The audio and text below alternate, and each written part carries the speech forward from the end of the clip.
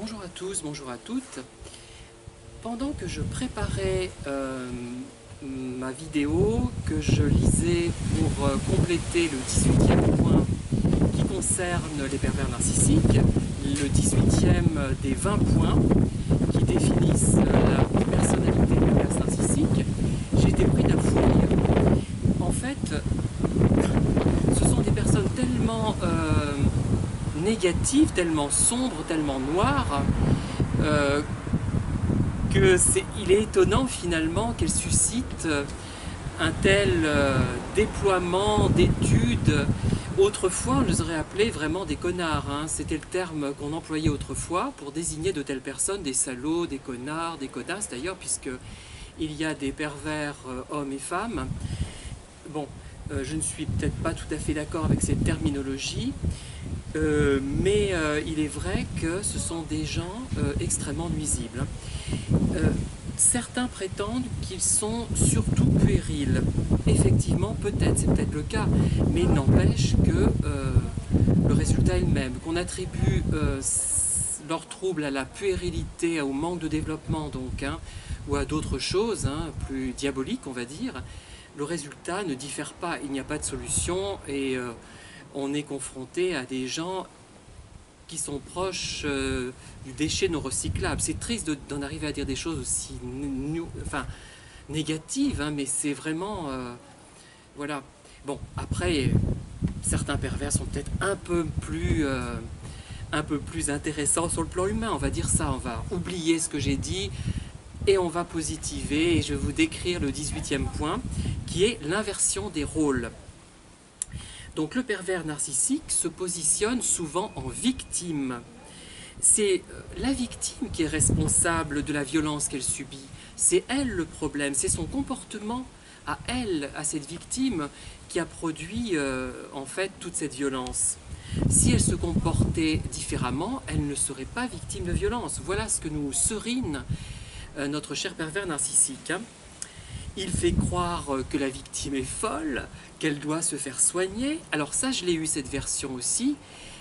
Quand je cherchais un emploi, un travail, j'avais confié mes difficultés à un cher pervers narcissique que je fréquentais alors.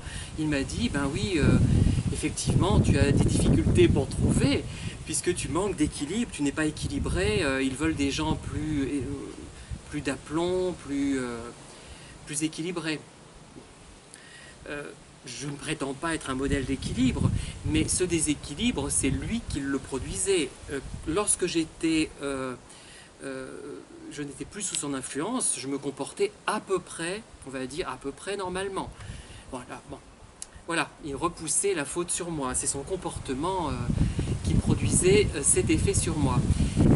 À un moment donné, il me reprochait de créer sans cesse des conflits. En fait, je ne créais pas de conflits, c'est lui qui m'incitait à les créer par son comportement inadapté, qui était vraiment insupportable au quotidien.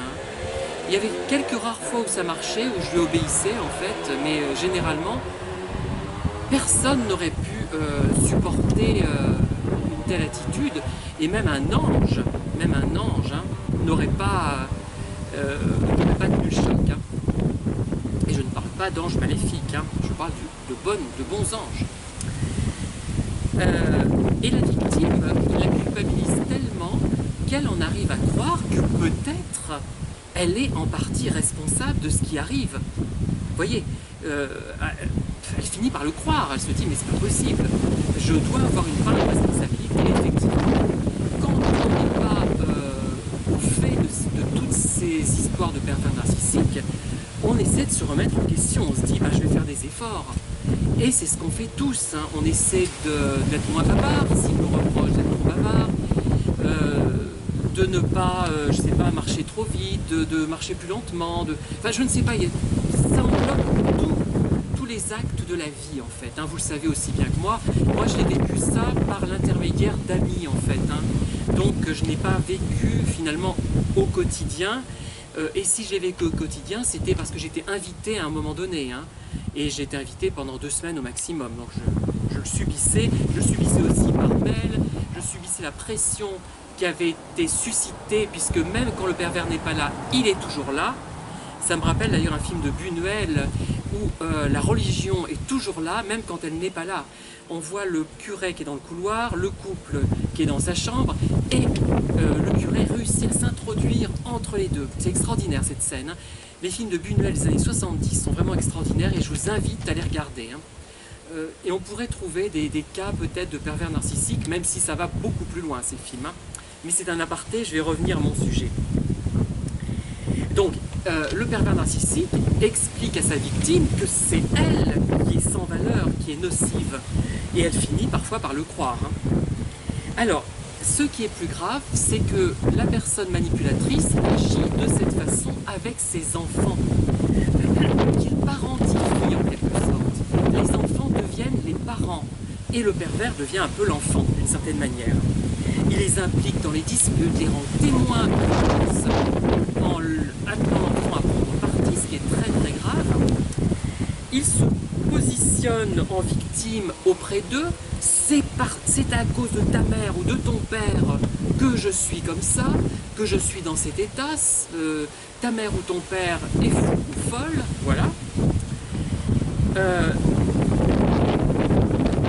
Il culpabilise l'enfant parce qu'il faut savoir aussi que l'enfant peut être un obstacle à la fusion que le pervers narcissique a avec le parent opposé, avec le père ou avec la mère. C'est un empêcheur de tourner en rond aussi, l'enfant, dans certains cas. Voilà, et donc, il est perçu comme un ennemi. Alors, quand il est malade, il exige que ses enfants le prennent en charge. C'est valable jusqu'à un certain point. On peut attendre ça de ses parents quand on est, de ses enfants quand on est parent. Mais là, ça va au-delà de ce qu'un parent peut demander à son enfant. Et surtout, ce sont des enfants souvent jeunes, qui n'ont plus le temps de jouer ni de se reposer. Voilà, par conséquent. Ils doivent se comporter en adultes. Voilà. Voilà. Ils doivent se comporter en adultes. Et c'est le parent pervers narcissique qui est enfantin, qui se comporte comme un gamin. Et ça renvoie à ce qu'on racontait déjà dans une autre vidéo, ce que j'ai pu raconter dans d'autres vidéos, c'est que le pervers narcissique est profondément puéril. Voilà. Alors, les enfants doivent donc se comporter en adultes. Et ça peut durer lorsque l'enfant devient adulte. Le parent pervers narcissique peut s'immiscer dans la vie de son enfant et faire en sorte de lui gâcher la vie, de lui gâcher son couple, de l'empêcher de se marier. Tout est possible, vous voyez, où on en est, tout est possible. Il va même reprocher à l'enfant de ne pas vouloir être son bâton de vieillesse. Et il va raconter à ses amis, à ses connaissances, que son enfant ne vient jamais le voir, ne lui téléphone jamais, est désagréable avec lui.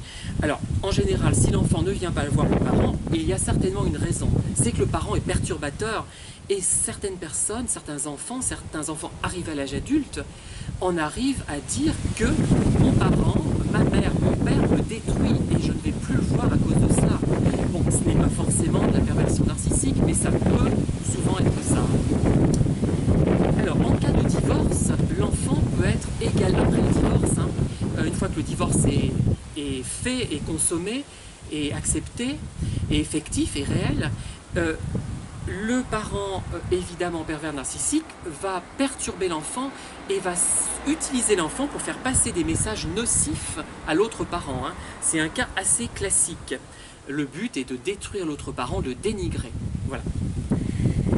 Donc tout cela empêche l'enfant de se développer normalement dans la sérénité, dans la sécurité, et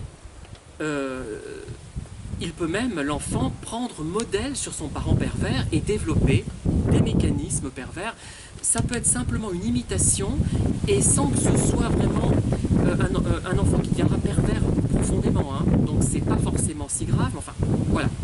Donc les dégâts sont quand même un peu relativement importants quand même. Et donc ça c'était donc l'inversion des rôles. C'est le parent pervers narcissique qui en quelque sorte transforme son enfant en son parent, mais un parent que l'on tyrannise, bien évidemment.